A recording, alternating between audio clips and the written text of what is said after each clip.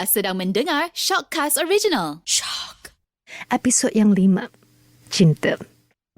Banyak orang yang tanya, kenapa masih tak kahwin lagi? Kenapa tak ada boyfriend? Kenapa ini, kenapa itu? Ataupun gosip lagi semua. Adakah itu benar? Adakah itu boyfriend you ke? Ataupun siapa lagi? Banyak yang tanya. Tapi episod inilah yang saya akan mengupas tentang kisah cinta saya. Waktu saya masih belajar, masa itu saya memang mungkin saya innocent, saya tak suka bercinta. Tapi waktu saya belajar muzik, masa itu saya start untuk idamkan senior saya. Masa itu pun sebenarnya banyak rehearsal. Saya meluangkan sangat banyak masa untuk menyanyi, dan di situlah saya berkenalan dengan seorang yang suka muzik. Dan masa itu pula saya tak tahu memandu, jadi dia yang jadi driver saya. Tapi masa itu memang kita macam kawan saja. Masih berasa bahawa mungkin dia ada sesuatu yang sembunyi daripada saya. Sebab sampai masa kita rapat pun, dia langsung tak tanya saya untuk jadi girlfriend ke. Saya berasa hairan sebenarnya masa itu. Dan satu hari saya masih ingat, masa itu tak ada Facebook, ada Friendster. Masa itu saya nampak ada seorang wanita yang berikan komen untuk lelaki tersebut. Dan masa itu memang saya pergi check, kan, sense wanita memang sangat tajam. Masa itu saya pun teks dia dan kita bertutur dan kita bertanya kabar. Dan masa itu tak ada messenger, ada ICQ. Jadi saya add, kita saling bertanya siapa semua. Dan masa itu pula saya mendapati bahawa perempuan itu sebenarnya adalah teman wanita lelaki yang saya idamkan masa itu. Jadi secara tidak sengaja saya seolah-olah menjadi parti ketiga, tapi tanpa pengetahuan. Jadi masa itu saya berasa sakit, memang sakit. Dan masa itu walaupun saya nak teruskan, saya cakap tak boleh. Dan masa itu pun saya nak terbang ke UK untuk perguaman saya. Dan walaupun lelaki itu dah break up dengan wanita tersebut untuk dengan saya, tapi saya tak nak. Jadi waktu kat UK pula saya nak kehidupan yang baru dan untuk mengubati pengalaman pahit saya. Sebab jikalau anda tak sengaja menjadi orang yang ketiga, memang sakit. Jadi masa itu pula saya kat UK, masa itu mentah lagi juga. Ada pula yang mengejar saya. Dan masa itu saya cuba untuk berkawan dulu. Saya ada seorang boyfriend daripada Shanghai.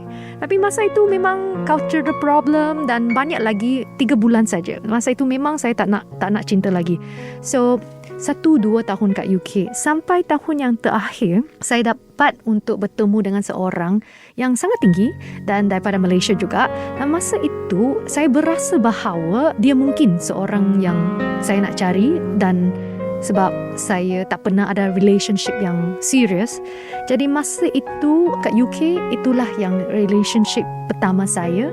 Masa itu memang manis. Saya seorang yang sebenarnya romantik. Saya akan masak, saya akan buat surprise, saya akan buat banyak benda sampai saya berasa saya macam seolah teman lelaki.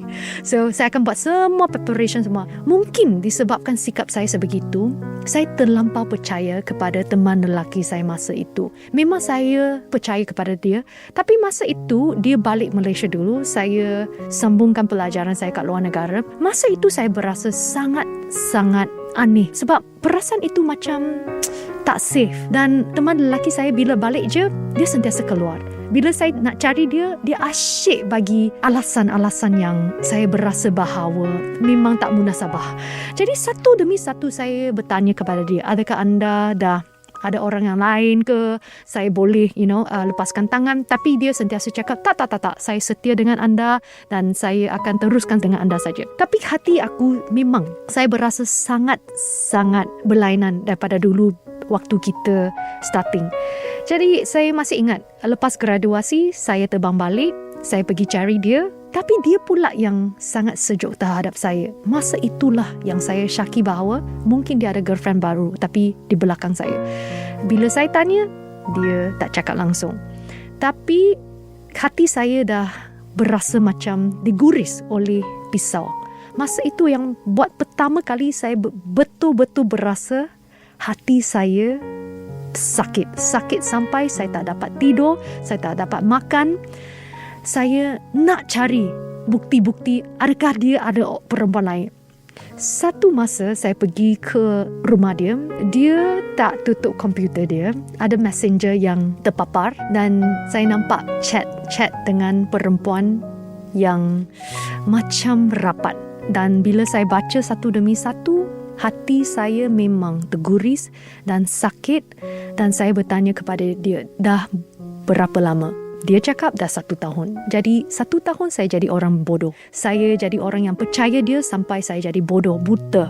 Masa itu saya memang berasa tak boleh maafkan dia. Tapi disebabkan perempuan kan hati lembut. Bila dia pujuk balik, saya pula bagi dia peluang.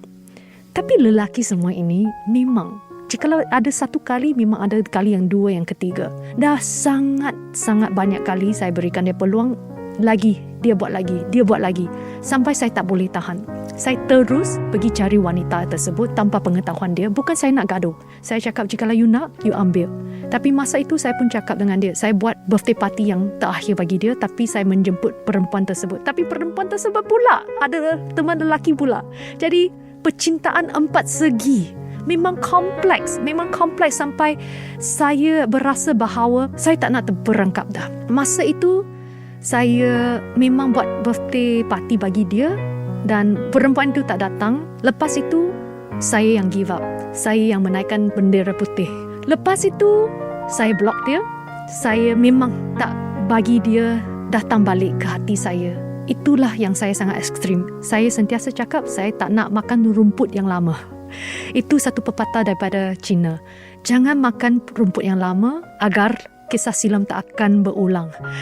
Jadi lepas itu memang saya cakap saya tak nak bercinta lagi. Saya tak nak. Saya memang patah hati dah. Kenapa cinta 3 segi sampai cinta 4 segi pun ada. Saya memang rasa saya tak nak dah. Jadi saya detox saya sendiri dulu. Saya detox saya sendiri. 1 tahun saya tak bercinta. Saya tumpukan perhatian untuk pertandingan Ratu Cantik saya, master saya, sebab masa itu memang saya sibuk. Jadi masa itu pula ada seorang kawan yang memang saya rasa rapat. Kita berkawan. Tapi dia juga seorang yang jujur, seorang yang saya nampak macam berlainan aura dia. Jadi bila kita memang click on, so my second boyfriend, memang dia sangat jujur. Tapi ada masalah dengan waktu saya menang Ratu Cantik, dia menangis. Dia ingat saya akan tinggalkan dia.